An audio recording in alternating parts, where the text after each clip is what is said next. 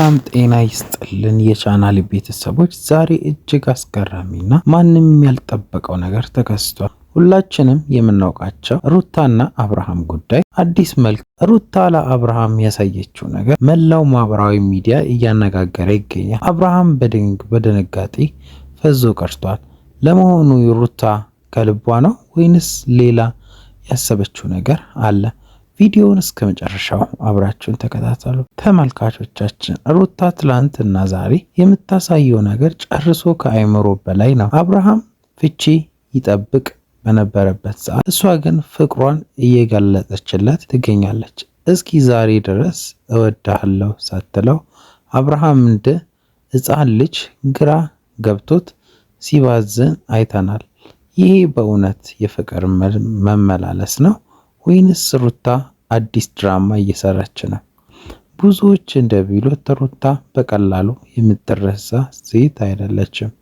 አብርሃም ባለፈው ጊዜ የደረሰበት ጉዳት ቀላል አልነበረም። እናም አሁን የምታሳየው እንክብካቤ አብርሃምን አዘናግታ የፍቺ ወረቀት ለማስፈረም ያሰበችው ፕራንክ ሊሆን ይችላል የሚሉ ግምቶች አሉ።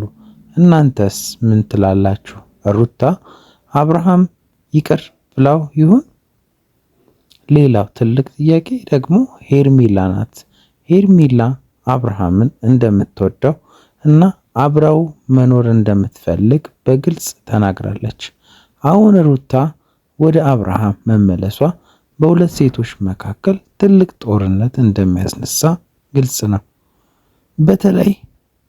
በተለይ ሄርሜላ እርጉዝ ናት የሚሉ ወሬ እስካሁን አለበት። የዚህ ቤት ጣጣ ግን የሚያልቅ አይመስልም። አብርሃም አሁን በሁለት እሳት መካከል ነው ያለው።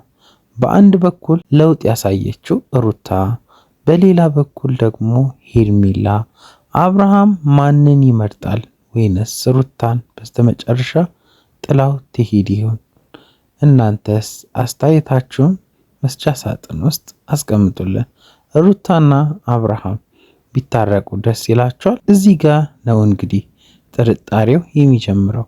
እያንዳንዳችን እንደምንለው ሩታ አብርሃምን አዘናግታ ልቡን በድጋሚ ካሸነፈች በኋላ የፍቺ ወረቀቱን አስፈርማ ልታሳፍረው ያሰበችው ጭካኔ የተሞላበት ፕራንክ ሊሆን ይችላል። መጀመሪያ እንቁልልጭ ከዚያ ጥዬው እሄዳለሁ የሚል አይነት ስሌት።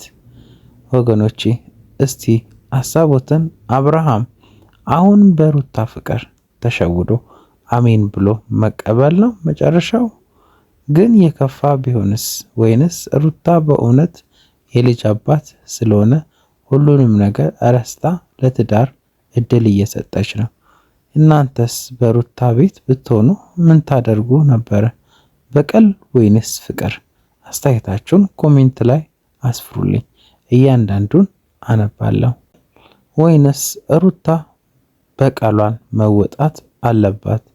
ቪዲዮ ከወደዳችሁ ላይክ በማድረጋችሁ እንዳትረሱ። አዲስ ከሆናችሁ ደግሞ ሰብስክራይብ በማድረግ ቤተሰብ ሁኑ። በሚቀጥለው ቪዲዮ እስከምንገናኝ ቸር ሰንብቱልኝ።